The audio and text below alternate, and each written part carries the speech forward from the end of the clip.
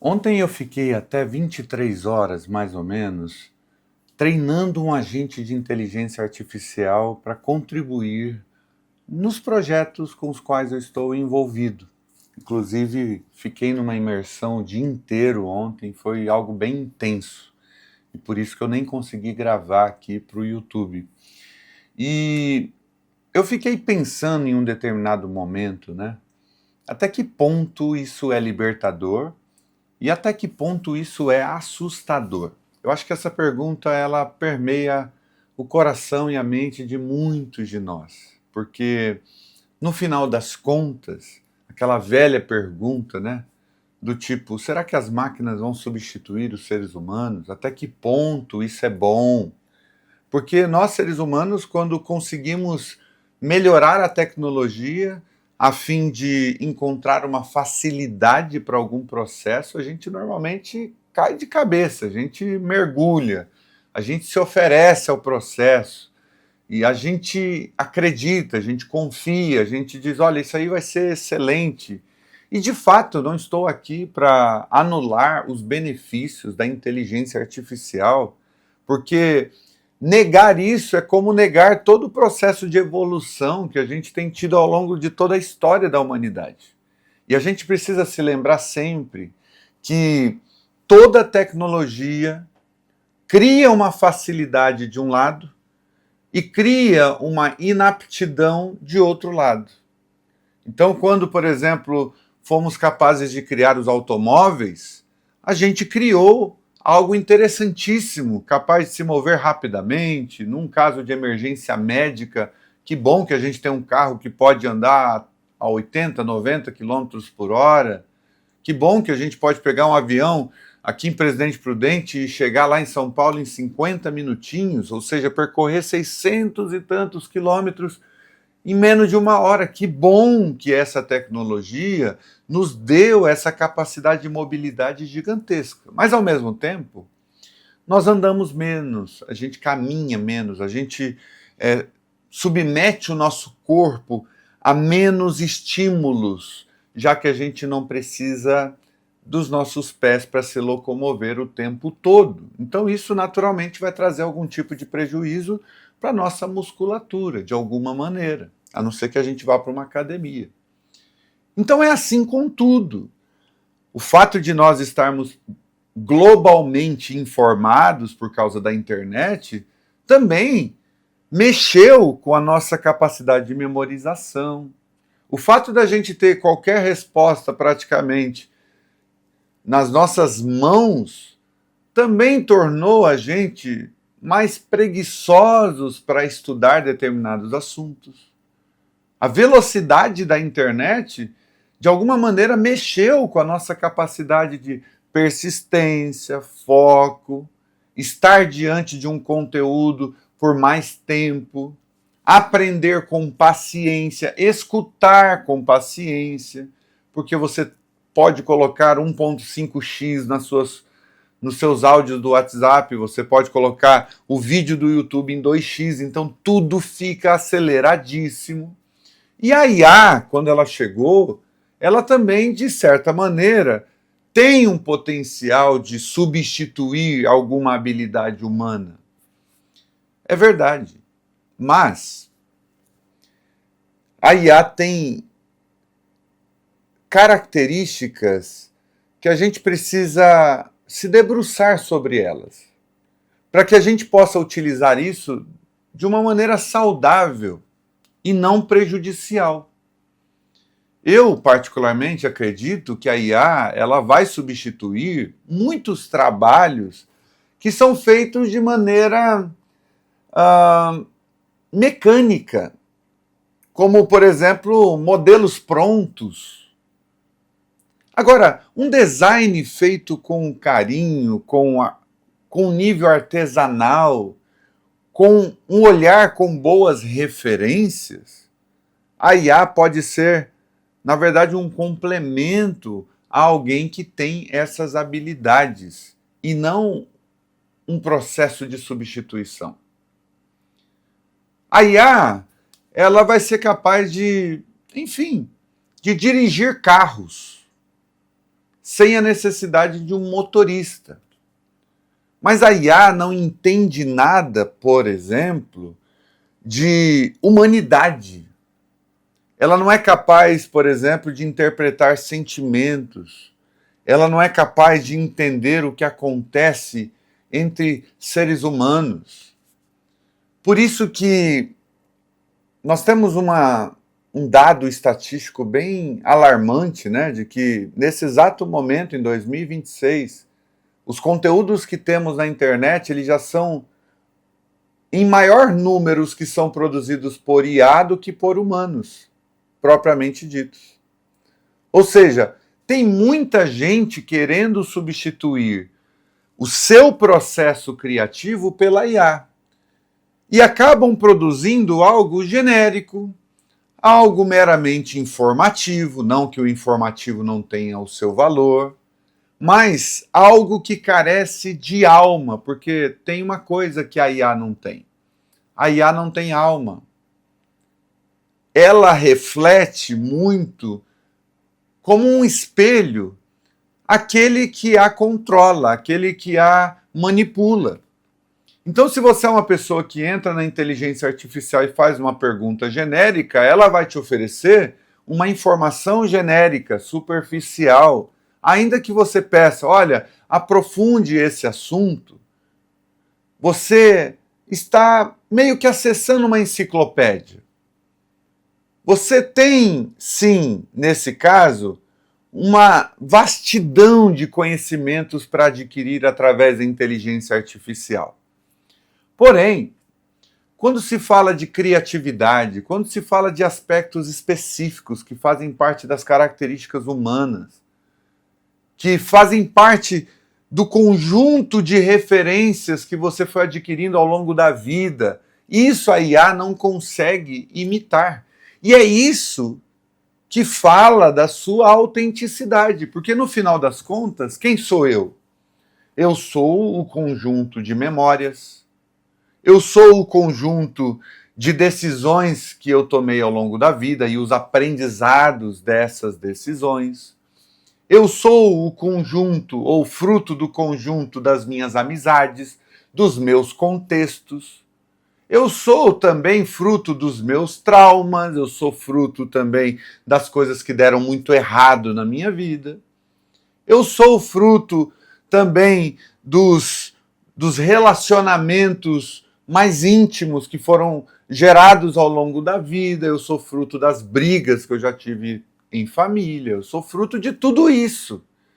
Eu sou fruto de todos os livros que eu já li e a maneira única com que cada um deles me impactou.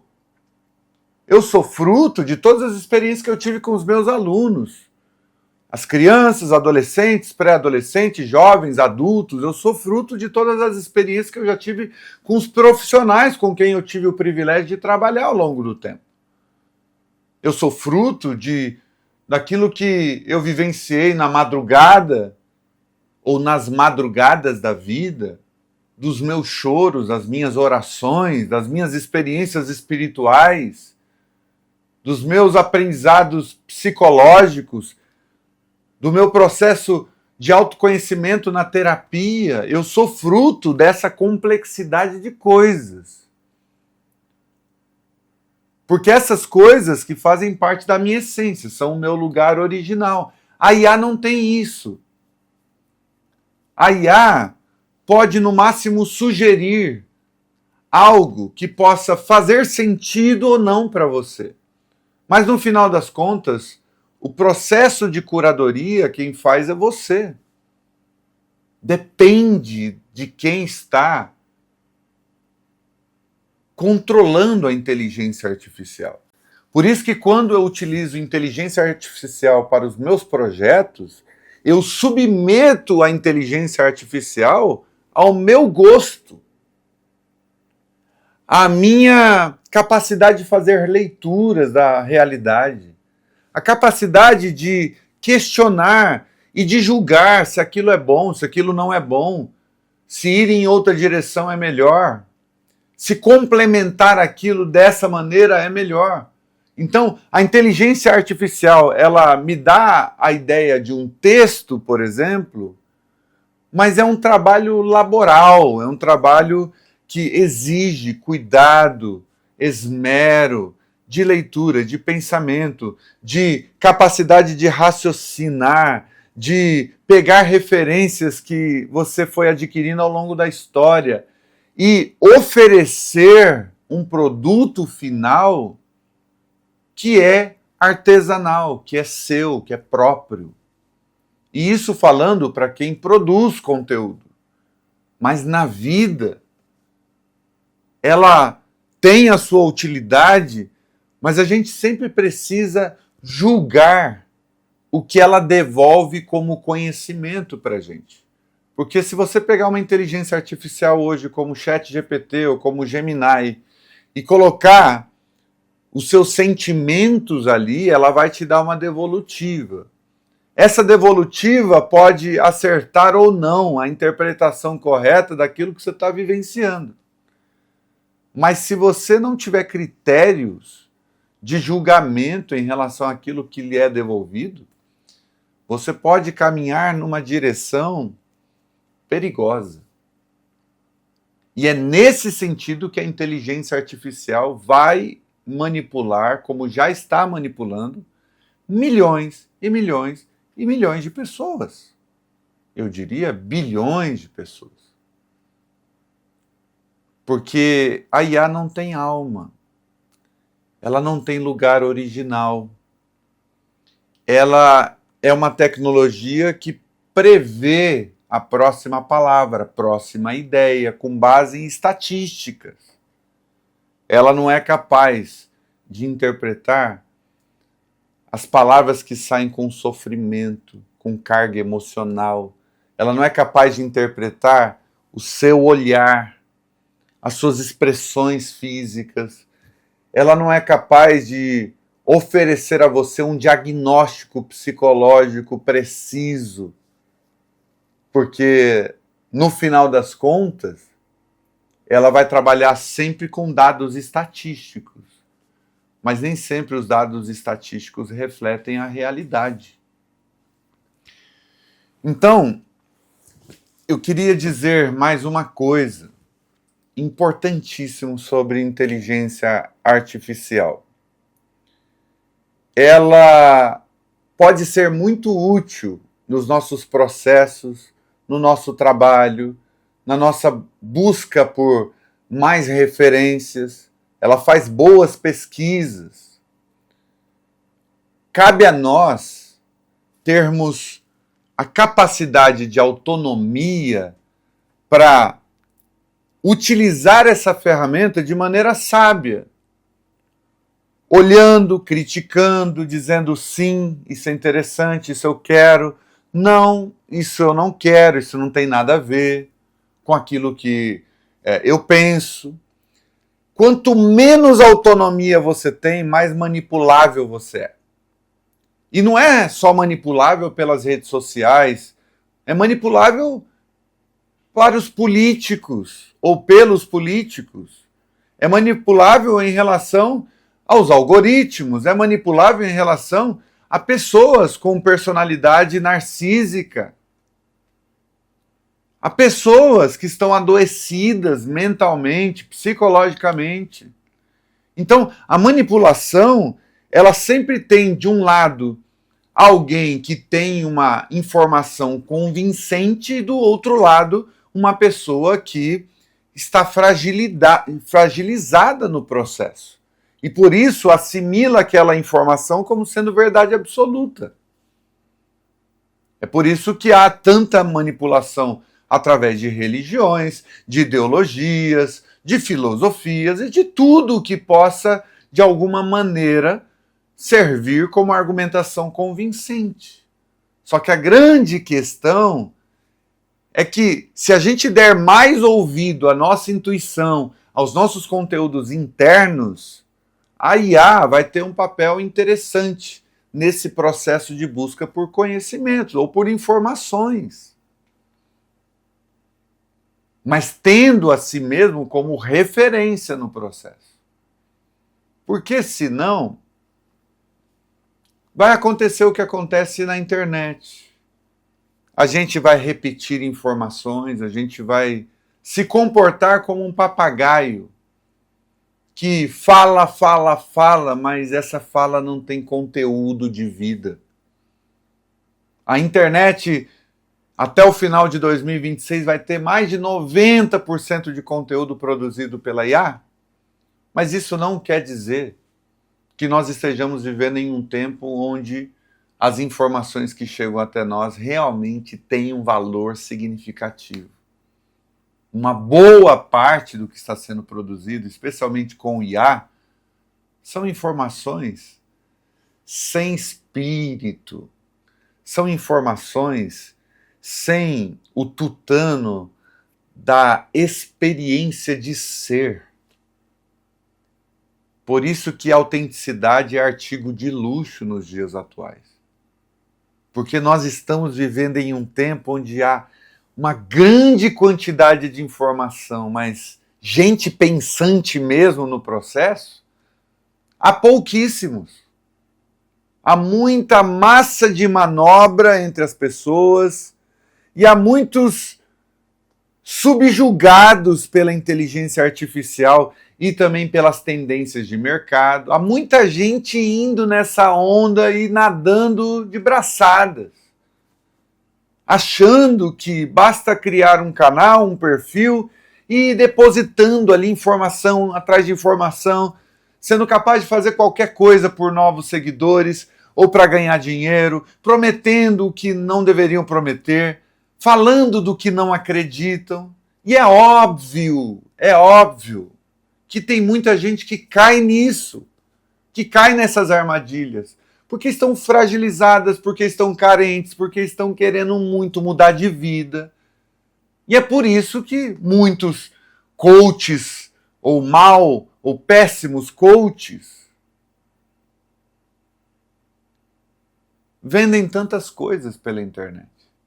É por isso que tanto pilantra sai ganhando milhares e milhares e milhões de reais às custas de pessoas que não sabem diferenciar a direita da esquerda, que não sabem simplesmente fazer uma leitura minimamente lúcida da realidade, e aí compram um pacote inteiro, adere às ideologias, aos ismos da vida, defende com unhas e dentes, como quem defende seu time de futebol.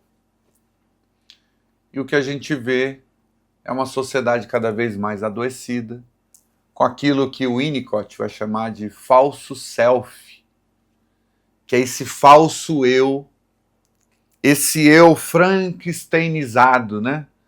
Todo monstrificado. É como aquela parte final do jogo Inside que eu citei no vídeo anterior. Se você não assistiu, vai aparecer um card aqui para você assistir, em que ele perde a sua singularidade, entra numa gosma plural e no final das contas ele já não sabe mais quem ele é. Porque o eu dele simplesmente sumiu, morreu, e agora não há mais recuperação. Olha, isso é só um start para uma reflexão muito mais profunda que a gente pode fazer aqui nos comentários. Se você tem uma contribuição a dar, se você pensa a respeito disso, coloque aqui embaixo, vamos conversar mais sobre isso. Acho que esse tema merece a nossa atenção nos dias atuais.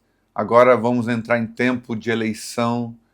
Enfim, a IA está presente dentro das escolas, dentro de ambientes de espiritualidade. A IA está presente para todo lado e a gente precisa pensar melhor sobre isso.